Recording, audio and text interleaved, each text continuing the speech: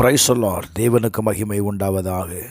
ஆண்டவரும் இரட்சகருமாய் இருக்கிற இயேசு கிறிஸ்துவின் இணையற்ற நாமத்தினாலே இந்த கால வேளையில் உங்கள் யாவரையும் நான் வாழ்த்துகிறேன். இந்த நாளுக்கான தேவனுடைய வார்த்தை ஏசாயா 14வது அதிகாரம் 24வது வசனம்.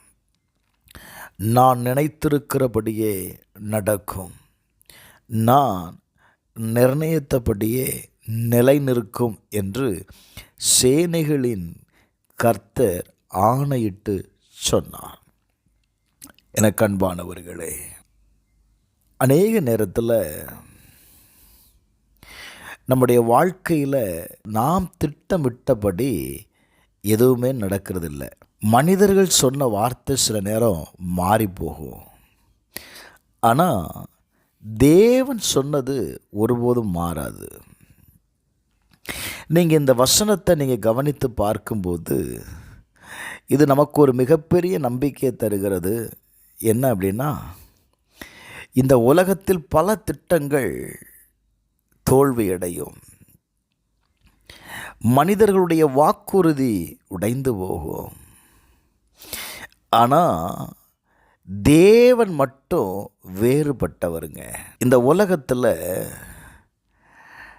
நாம் திட்டமிடுகிற காரியங்கள் தோல்வி அடையும். சில மனிதர்களுடைய வாக்குறுதிகள் நம்முடைய வாழ்க்கையில் நிறைவேறாமல் போய்விடும், ஆனால் தேவன் மட்டும் வேறுபட்டவராய் இருக்கிறார். அவர் நினைத்தது நிச்சயமாக நடக்கும். பாருங்க, அவர் ஆலோசித்தது அது கண்டிப்பாக நிறைவேறும். வார்த்தை சொல்லுகிறது, நான் நினைத்திருக்கிறபடியே நடக்கும், நான் நிர்ணயித்தபடியே நிலை நிற்கும். பிரைஸ் எல்லாம். அப்போ தேவ திட்டத்திற்கு, தேவன் நினைத்திருக்கிற நினைவுகளுக்கு நம்ம ஒப்பு கொடுக்கும் பொழுது தேவன் நம்முடைய வாழ்க்கையில் எதை நிறைவேற்ற வேண்டும் என்று இருக்கிறாரோ அந்த காரியத்தை அவர் நிறைவேற்றுவாருங்க. ஒருவேளை இப்போ உங்கள் வாழ்க்கையில் நீங்கள் ஒரு குழப்பத்தில் இருக்கலாம், என்ன நடக்கும் என்று பயமாக இருக்கலாம். ஆனால் இந்த வசனம் சொல்லுகிறது என்ன தெரியுமா? உங்கள் வாழ்க்கை மனிதர்களுடைய கையில் இல்லை, அது தேவ திட்டத்தில் இருக்கிறது. ஏங்க, தேவ திட்டத்தை யாராலையும் தடுக்க முடியாதுங்க.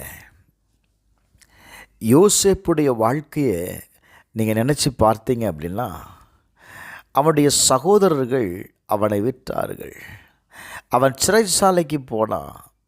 ஆனால் தேவன் நினைத்த திட்டம் நிறைவேறுது. நான் இப்படி சொல்லட்டா, உங்கள் வாழ்க்கையில் நீங்கள் எவ்வளவு கஷ்டத்தில் இருந்தாலும் உங்கள் திட்டம் நிறைவேறாது, தேவ திட்டம்தான் நிறைவேறும்.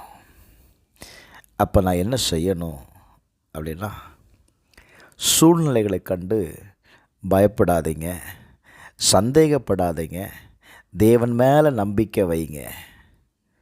பிரைஸ் எல்லாம். எல்லா சூழ்நிலையிலையும் கர்த்தரை நினைத்து என் வாழ்க்கைக்கான நோக்கம் தேவ கரத்தில் இருக்கிறது என்று நினைத்து நீங்கள் ஒப்பு கொடுத்து உங்கள் வாழ்க்கையை கடந்து போவீங்கன்னா, உங்கள் வாழ்க்கையில் நிறைவேறுகிற ஒவ்வொரு காரியமும் அது ஜெயத்தில் தாங்க முடியும். செபிப்போமா.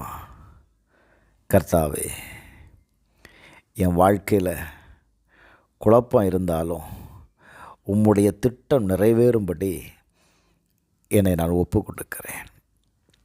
என் வாழ்க்கையில் இருக்கிற பயங்களை மாற்றுங்க. உம்முடைய சித்தம் என் வாழ்க்கையில் நிறைவேறட்டும். அர்ப்பணிக்கிறேன் பிதாவே. ஆமென்.